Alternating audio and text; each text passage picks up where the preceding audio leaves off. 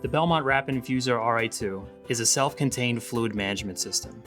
Common applications include liver transplantation surgery, vascular surgery, transplant surgery, complicated obstetrical cases, aneurysm repairs, and trauma. In this series of videos, you will learn how to install, operate, and troubleshoot your Belmont Rapid Infuser RI-2. Watch all the videos or navigate to the specific topics you're interested in. You can also find detailed information in your operator's manual as well as quick reference guides. The Belmont Rapid Infuser RI-2 consists of two main components: the control system, which is mounted on an IV pole, and the disposable set.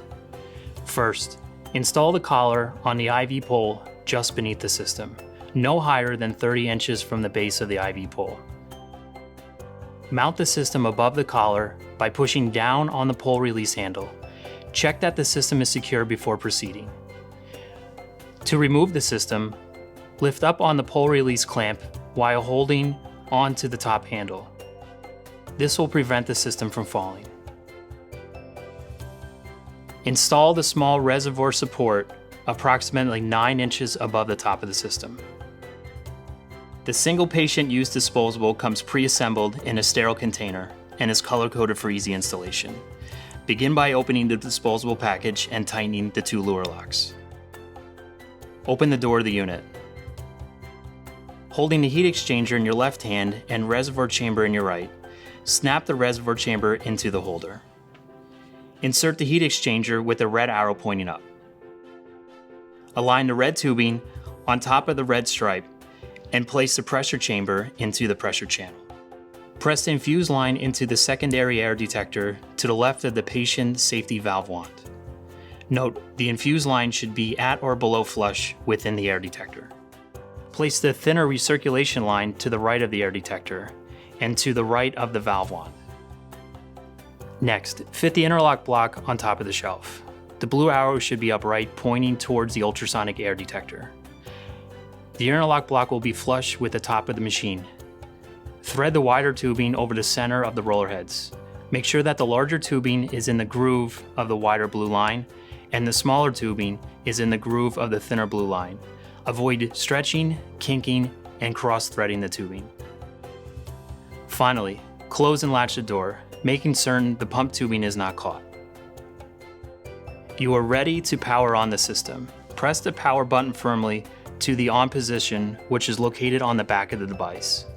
After a brief self-test, operation instructions will be displayed on the screen. When first switched on, the screen will display instructions for installing the disposable set. Press Next to move to the prime screen. You will now be instructed to connect fluid bags and unclamp lines. When ready, press Prime to begin priming the disposable circuit. The roller pump will automatically prime the system in about 13 seconds. Fluid will be drawn through the tubing while the air will be directed out through the recirculation and vent line. During prime, the 100 milliliters to go will count down to 0. If the Belmont Rapid Infuser RI-2 does not count down or resets back to 100 mLs, confirm that there is enough fluid in the system and that the tubing is not kinked or stretched too tight. The next screen will prompt you to prime the patient line. Press the patient line prime key once to prime at 50 milliliters per minute, or press and hold the prime key to prime at 200 milliliters per minute. Press stop after you have confirmed all air has been purged from the patient line. The system automatically enters a standby mode until you are ready to connect to the patient's catheter. Before continuing, please inspect and make certain that the patient line is completely primed and free of air. Any air bubbles after the patient's safety valve wand must be removed prior to patient connection.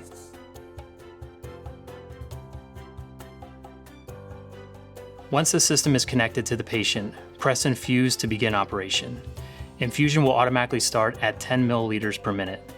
Infusion rate, set rate, total volume infused, temperature of the fluid, and line pressure are continuously displayed. The system should not be used to warm platelets, cryoprecipitates, or granulocyte suspensions. Lactated ringer solution, dextrose in water, and hypotonic sodium chloride solutions should not be added to blood components. Do not add solutions containing calcium or other additives that would compromise the anticoagulants in blood. Clots in the blood products may block the flow of fluid and cause overheating. Do not use the device if temperature probes or disposable set windows are wet, dirty, or blocked, as they can compromise the accuracy of the temperature probes and cause the unit to call for an increase of output temperature. Thoroughly clean the temperature probes and disposable set windows before each use. Do not use fluids stored in an overly high temperature fluid warming cabinet. The use of pre-warm fluids is not necessary.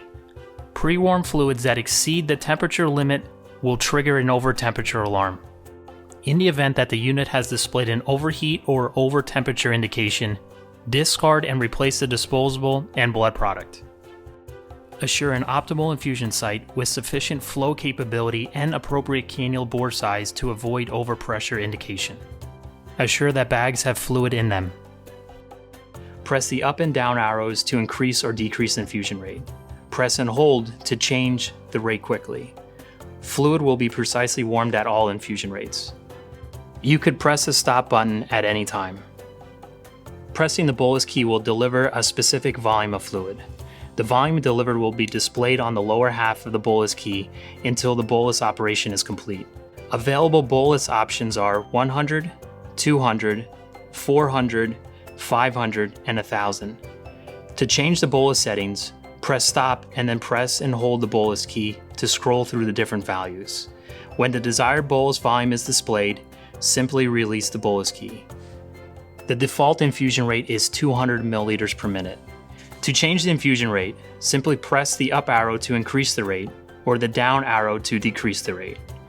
If you would like the bolus to be delivered at 500 milliliters per minute, press the bolus key and then press the 500 milliliters per minute rate key. Pressing the recirculation key will recirculate fluid through the reservoir and disposable circuit. This feature is used to warm and mix fluids and will automatically stop after 5 minutes. As fluids are warmed, gases are formed. The Belmont Rapid Infuser RI-2 will trap these gases within the system and automatically purge them into the atmosphere. When this occurs, removing air will be briefly displayed on the screen, and you may see bubbles escape through the recirculation or vent line. At the end of the procedure, be sure to disconnect from the patient and power down by turning off the power switch. If there is a loss of power, if the machine is accidentally unplugged, or if the patient needs to be transported between units, the Belmont Rapid Infuser RI-2 will automatically switch to battery power. There is no fluid heating when the device is on battery power. To protect the patient from rapid infusion of cold fluids, the flow rate is limited to a maximum of 50 milliliters per minute. Plug the device back into a dedicated circuit as soon as possible to reinitiate warming and adjust to a higher flow rate if needed. The battery is charged when the device is plugged in. A fully charged battery can provide infusion at the maximum allowed 50 milliliters per minute flow rate for up to 30 minutes. The Belmont Rapid Infuser RI-2 will alert the user with an audible alarm if it senses a problem, and will display instructions for corrective measures. To silence the alarm and return to normal operation, simply follow the instructions on the display. Here are some troubleshooting tips for the alarms you might experience. A fluid out alarm will occur if the operator allows the system to run out of fluid. The Belmont will immediately stop infusion and automatically clamp off the patient line. Press mute to silence the alarm, add fluids, and press reprime. The system will automatically reprime in 13 seconds. If the fluid bags are not empty, check to make sure they are properly spiked, clamps are open, and the tubing is installed correctly.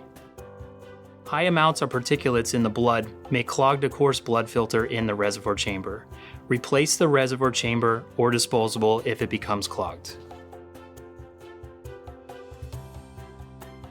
The air detection alarm would be triggered if air is in the line, the secondary air detection sensor is not firmly seated, or if the air detector sensor is dirty.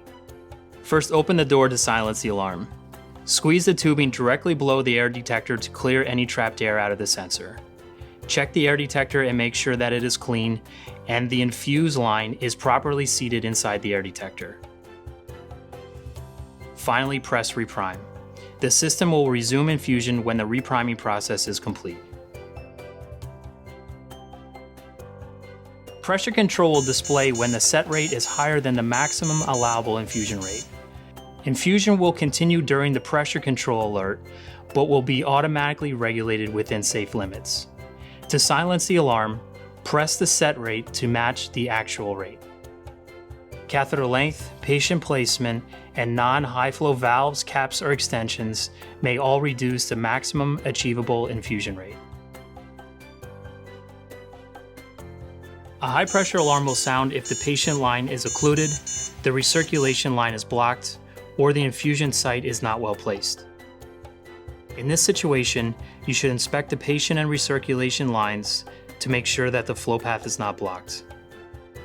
Check to see that the catheter is not too small or too long, and ensure all tubing between the Belmont RI-2 and the patient's catheter is able to support the selected infusion rate. The heating fault alarm will most often occur if the disposable set windows or infrared temperature probes are wet, dirty, or blocked. After cleaning and drying surfaces, press retry to continue. Hardware alarms include heater power readback fault and air detector fault. In these cases, power down the system and restart. If these hardware alarms persist, your machine will need servicing.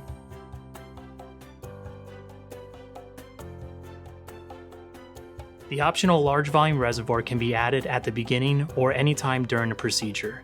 The LVR will hold up to 3 liters of fluid, has 5 fluid spikes, and can be added to the system in less than 1 minute. Disconnect the small reservoir by unscrewing the lower fitting on the recirculation line. If the small reservoir contains fluid, close the blue clamp to prevent a spill before disconnecting the fluid line. Disconnect the fluid line by pressing the quick release tab while separating the fluid tubing. To install the large volume reservoir, attach the large reservoir holder, unpack the reservoir, connect the fluid spikes, and place it in the holder. Attach the large volume reservoir by connecting the fluid line to the quick release connector. Connect and tighten the recirculate line with the lower fitting.